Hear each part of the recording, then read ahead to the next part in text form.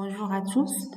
Toujours dans le cadre de la diode en régime alternatif, nous allons essayer dans ce montage-là de tracer la caractéristique de transfert US en fonction du UE et tracer également la caractéristique US en fonction du temps lorsque le signal d'entrée est sinusoïdal de valeur maximale 15 volts.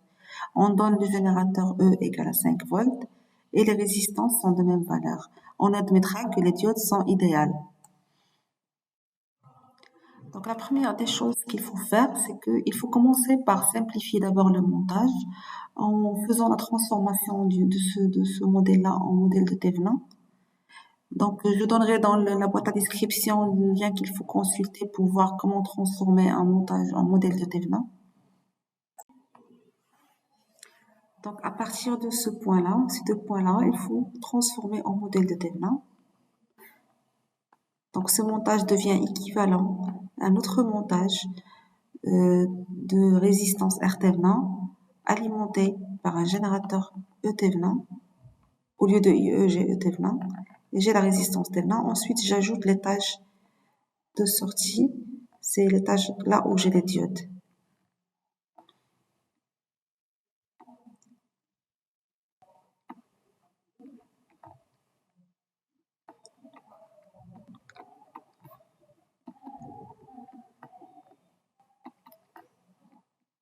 Avec E Thevenin, c'est le générateur que je vois de ce côté-là. C'est en déconnectant la source. Donc je vois donc je vais appliquer le diviseur de tension. Donc je vois un générateur de valeur R sur R plus R fois UE qui est égal à UE sur 2. Donc toujours lorsque vous avez les mêmes valeurs de résistance, directement, le générateur équivalent c'est la moitié. Et la résistance de Thevenin aussi, c'est la résistance que je vois de ce côté-là, en court-circuitant la source, en court-circuitant le générateur UE. Donc je vois R en parallèle avec R qui est égal à R sur 2. R fois R sur R plus R, ça donne R sur 2. L'étape qui suit, c'est orienter le courant dans le sens passant de la diode. Donc j'ai là deux courants. J'ai le courant I1 qui oriente la première diode et le courant I2. Donc toujours, il faut l'orienter de l'anode vers la cathode et orienter tout le reste des dipôles.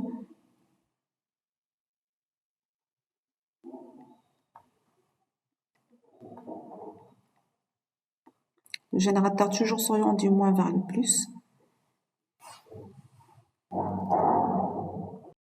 Donc je vais appeler la tension aux bornes de la première diode V1 et la tension aux bornes de la deuxième diode c'est V2.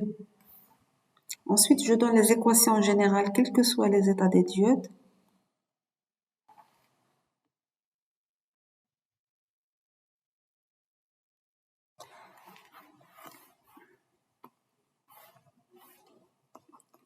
Donc, quel que soit l'état des diodes, on va écrire les équations qu'on peut voir à partir de là. Donc, première équation, c'est celle-là. Donc, on a UE sur 2 égale AE plus V1 plus R sur 2 fois le courant qu'on a là, c'est I1 moins I2, d'après la loi des nœuds. Ça, c'est la première équation. Deuxième équation qu'on peut voir, c'est l'autre maille, la deuxième maille. Donc, c'est UE est égal à moins E moins V2 plus la même résistance, c'est I1 facteur. Donc, ça, c'est la deuxième équation. Troisième équation qu'on peut voir, c'est au niveau de la sortie. On a US égale à V1 plus E.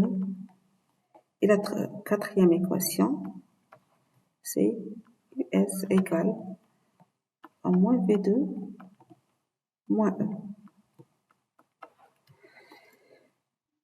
L'hypothèse que nous allons faire maintenant pour résoudre l'exercice, on va changer un peu. Cette fois-ci, on va faire l'hypothèse, pas comme les autres exercices, toujours on fait comme hypothèse les diodes sont passantes.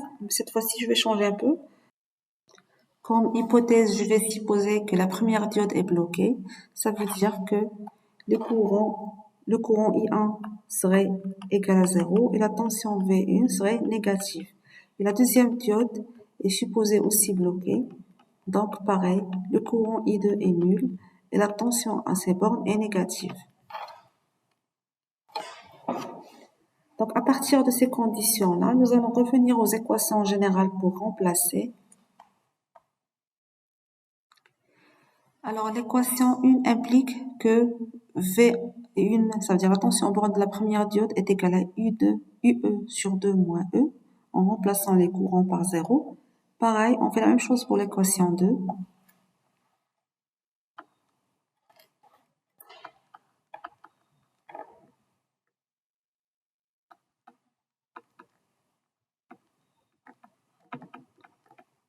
Donc, comment elle est cette valeur-là? Elle doit être négative.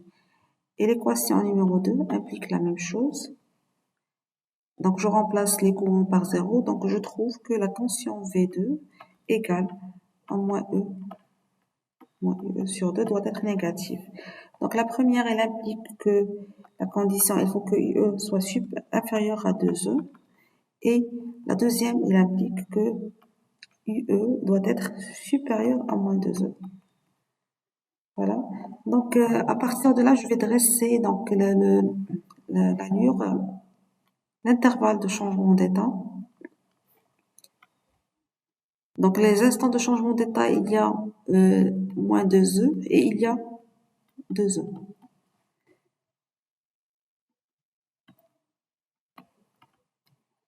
Alors, lorsqu'on a le UE est supérieur à 2E, on est là, dans cette phase-là, nous avons la diode D2,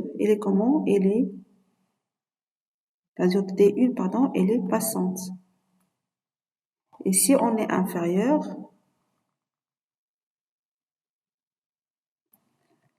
la diode D1, elle serait bloquée. D'après ce qu'on vient de trouver ici. Donc, il faut que UE soit inférieur à 2E pour avoir le blocage et supérieur, l'inverse pour avoir le passage. Pareil pour le deuxième intervalle.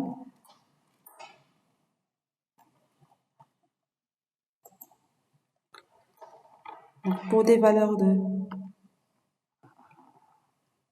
UE supérieures à moins 2E, nous avons la diode D2, elle est bloquée.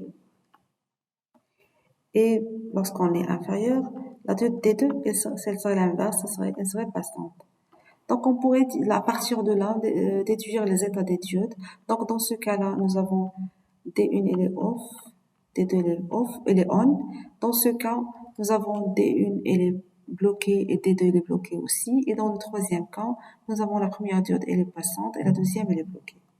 Voilà, maintenant, nous allons essayer dans chaque cas de donner à quoi est égal US, la tension de sortie.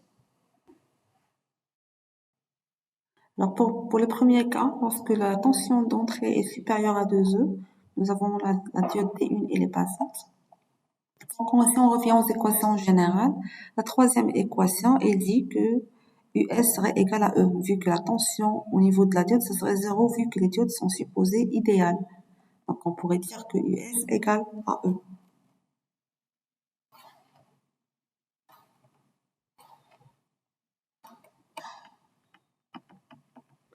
Et pour le dernier cas, celui-là, lorsqu'on a la diode D2 et les passantes, pareil, donc la quatrième équation, elle va donner le résultat. US, ça serait égal à moins E. On va remplacer V2 par 0 vu que la diode conduit. Et elle est supposée idéale. Pour le cas de blocage des deux diodes, D1 et D2, soit on utilise l'équation numéro 1 et on la remplace dans l'équation numéro 3, ou bien on utilise la maille globale ici. C'est rapide. Alors les deux diodes sont bloquées, donc là, il n'y a aucun courant qui passe, ainsi pas de courant qui passe dans la résistance R2. Donc le potentiel ici, au niveau de R2, il serait nul. Donc là, on va faire la maille globale ici, la maille générale ici. Donc on a UE sur 2 moins R2, moins R sur 2 fois le courant I, qui est égal à I1 moins I2, moins US égale à 0. Donc le courant I, là, est nul, vu que les deux diodes sont bloqués. Ainsi, donc, il reste dans la maille US égale à UE sur 2.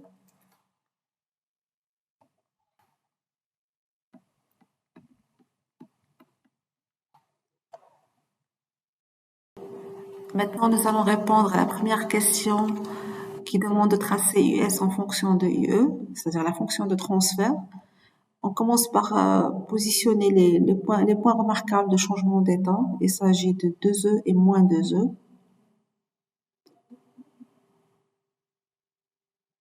Donc, pour des valeurs de UE supérieures à 2E, on a US égale à E.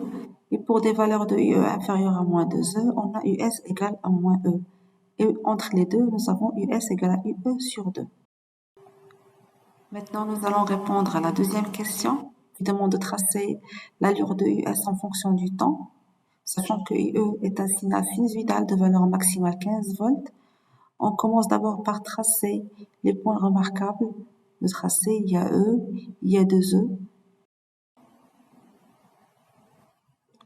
Pareil pour l'alternance négative, il y a moins E, il y a moins 2E.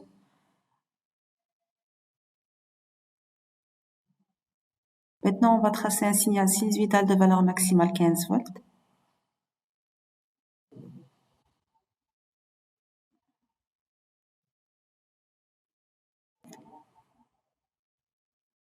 Maintenant, il faut placer les instants d'intersection entre les points remarquables et l'allure tracée. Comme ça, on identifie les instants de changement d'état. Donc, pour le premier instant, lorsqu'on a le UE est inférieur à 2E, on est dans le premier cas. Donc, US égale à UE sur 2. Donc, c'est un signal sinusoïdal qui démarre par 0 et qui va finir vers E, vu que le maximum du signal UE dans ce cas-là, c'est 2E. Ensuite, on a le signal UE devient supérieur à 2E. Dans ce cas, US reste figé à E.